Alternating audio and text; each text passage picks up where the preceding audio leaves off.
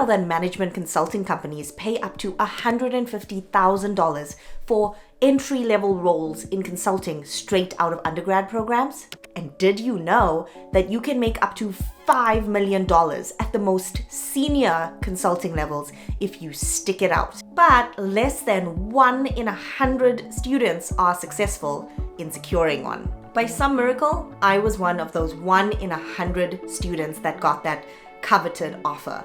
I received an offer from McKinsey and Company, even though I had a terrible GPA and failed 2 years of my 4-year engineering program. I am Remona Moodley, a former McKinsey consultant and interviewer, and I'm on a mission to help people be seen, heard, and remembered. In this video, I'm going to share the 4 things that I did to secure the job of my dreams, even though it seemed like I was not suited for it at first glance. Let's get into it. The first thing is know what you want and believe you can do it.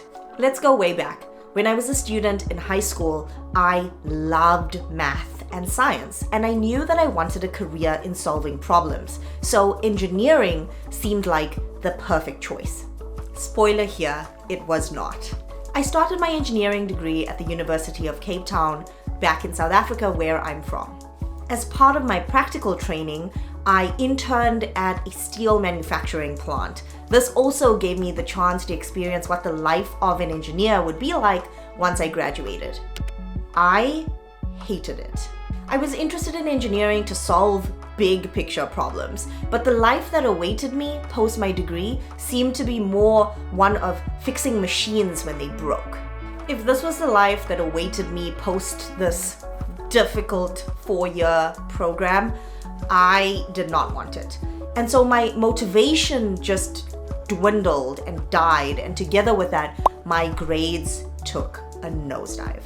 My parents wouldn't let me change my degree, and so I felt stuck. I failed so many courses that my 4-year degree took me 6 years to complete. A friend of mine was attending a company presentation and invited me along. Turns out it was McKinsey and Company talking about the exciting world of management consulting. They shared how they're looking for dynamic problem solvers to join their team. Problem solvers who are ready to roll up their sleeves and get involved in big, messy, complicated business problems. I was hooked. I just knew I had found the perfect career for me. I knew I could do the job, but I just needed them to give me the chance. With renewed energy and with my eyes on the prize, this dream career, I went on to the second step, which is prove that you are exactly what they're looking for. Now, this part is easy if you have a great GPA, you're top of your class, you have great leadership positions, and you play a sport. This is like the analogy to this is you're a beautiful painting, and when somebody walks past, there's no doubt that you are beautiful and excellent and exactly what someone needs. But I wasn't this person. I wasn't this painting. At first glance, on paper, I don't look great. I wasn't a painting. I was more like a mosaic. Now, if you look at a mosaic and you zoom right into one of the tiles that make up this beautiful picture, if you zoom into one tile, it doesn't look beautiful. It's usually imperfect, and the tile might even be missing. I felt that my academic record was like a missing tile. But what I needed to do was put together enough tiles that from the same distance, it looks like a beautiful picture, even though a couple of points aren't perfect. I was on a mission now to build something that I call the mosaic of excellence. There was nothing I could do about this ugly tile in my mosaic of life, my terrible GPA, but there were other things I could prove to show that I had the academic horsepower despite my past. To add another tile of excellence to my mosaic, I wrote an IQ test and joined Mensa, which is the society for people with IQs in the 98th percentile. Separately to that, I had some other interesting extracurriculars to make me stand out and seem like a unique candidate in the application process. I had some other pretty unique tiles to add to my mosaic of excellence. This was the fact that I was a model while at university. I entered numerous pageants and represented South Africa internationally. I also attended the World Economic Forum in Switzerland, and I was the founder of a nonprofit.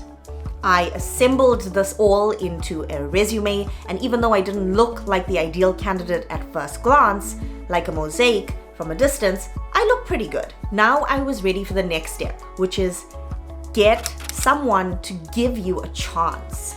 So to go back to that painting analogy, if someone's beautiful painting, perfect resume was hanging on a wall with my mosaic resume, and we were competing in, say, an art competition, and the judge was looking at these two pieces of art from the same distance, the beautiful picture painting resume is definitely going to win over my pieced together resume. But what if I could ask the judge to step back a few steps and view my resume from that angle, because that's the way it was intended to be viewed? Then I would stand a greater chance. The catch here is maybe, this particular judge doesn't want to step back a few steps. So this made me try to figure out who would be the judge of my resume that would be willing to take a few steps back and just reconsider it, but from a different angle. So this is where networking came in. I needed to make a good, lasting impression on the gatekeepers of the process. One of my friends who already worked at McKinsey referred me through their official referral process and set up a one-on-one interview with me and the recruiter.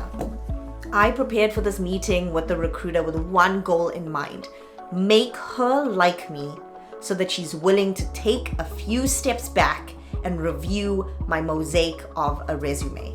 The meeting with the recruiter went so well, and a few days later, I got a call from her with an invitation to write McKinsey's problem-solving test, which is a standardized test that if I passed it, I would be guaranteed an interview. This took me to the last and final step, which is prepare to shine when you get that chance. Preparation for me was key. I did every mock test I could find. I practiced math drills. I was obsessed. At the end, I did not think I passed, but later that day, that same recruiter that I had met with called me up and told me I was invited to interview.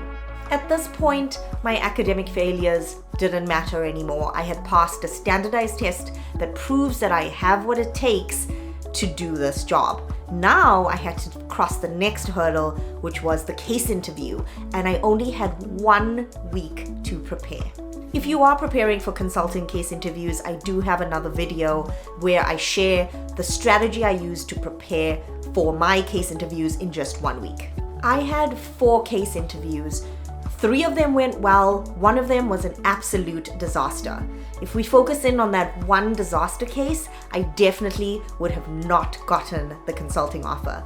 But in the same principle of just taking a few steps back and looking at the full mosaic of who I was as a person and what I was going to bring to the role, I got the life-changing call. I got that offer. The offer that put me at boardroom tables all around the world, solving problems I could only have dreamed of. If you leave this with one message, it's this: don't let that one imperfect tile or failure in your life ruin the full picture of who you are and what you're capable of. If you haven't already, please like and subscribe, and check out my next video on how to prepare for a consulting case in just 1 week.